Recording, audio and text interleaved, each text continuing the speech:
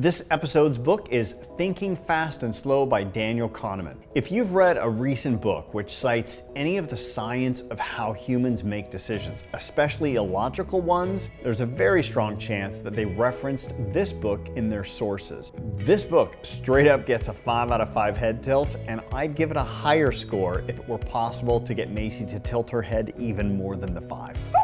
I don't think I'm exaggerating if I say that I've used something from this book every single day since I've read it, either in working with a client to provide guidance on their pitch to their pricing structure. And if not using it in my advice, I just use it personally to remind myself to slow down my thinking, especially when I see something on social media that I want to share because it might just happen to reinforce a narrative that I have in my mind about a certain topic. And in slowing down, doing research, I discover how misled my bias actually was. This book's concept is very simple. He's broken thinking into 2 systems. System 1, which is fast and intuitive, and System 2, which is slow and arduous. And he illustrates through academic studies how people tend to resort to System 1 thinking in situations that absolutely need slow System 2 deliberate thinking. Why?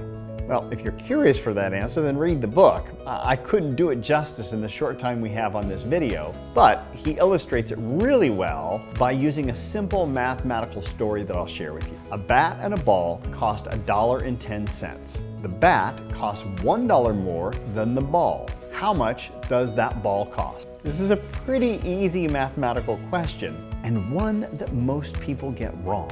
Most people think the answer is 10 cents. And that's because they use their System 1 fast thinking because it's fast and easy. And that's the problem. It's often wrong, as it is in this case. The answer, by the way, is 5 cents. Now, if your mind is a bit squeezed by that, as mine was when I first answered incorrectly and reread it 5 or 6 times, read the book. It will explain why it's only 5 cents. Now, if you have any sway in your business on how your products or services are presented to your market through ad copy or delivering your sales pitch or establishing pricing, this book, in my opinion, is a must read. It shows you how the same objective phrased in 2 different ways will produce 2 completely different decisions based upon how we process that information. Here's some excerpts from the book that really stood out to me, and I'll confess, I struggled to just pick 4 excerpts. I mean, I highlighted a ton of gems in this book, but here's a few that I love. System 1 does not keep track of alternatives that it rejects, or even the fact that there were alternatives. Conscious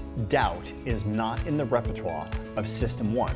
It requires maintaining incompatible interpretations in the mind at the same time, which demands mental effort. Uncertainty and doubt are the domain of System 2. We humans consistently fool ourselves by constructing flimsy accounts of the past and believing they are true. All right, I don't think I'm exaggerating when I say that if you read this book and remain open to the notion that you're just as likely to fall prey to System 1 thinking as do the people highlighted in the book, it will change how you view the world. It certainly has done that for me. Check it out. Come back to this video and share with me and the other viewers what parts of that book jumped out for you. And by all means, please leave the titles of some books that you recommend in the comments. If you like these reviews, don't forget to like and leave a comment and hit subscribe so the next time I review a book, you will be the first to know. That's it for now. Until next review, let's all try a little harder to be a little better. Thank you so much for taking the time to watch that book review. If you liked it, I think you might like this one as well. Check it out.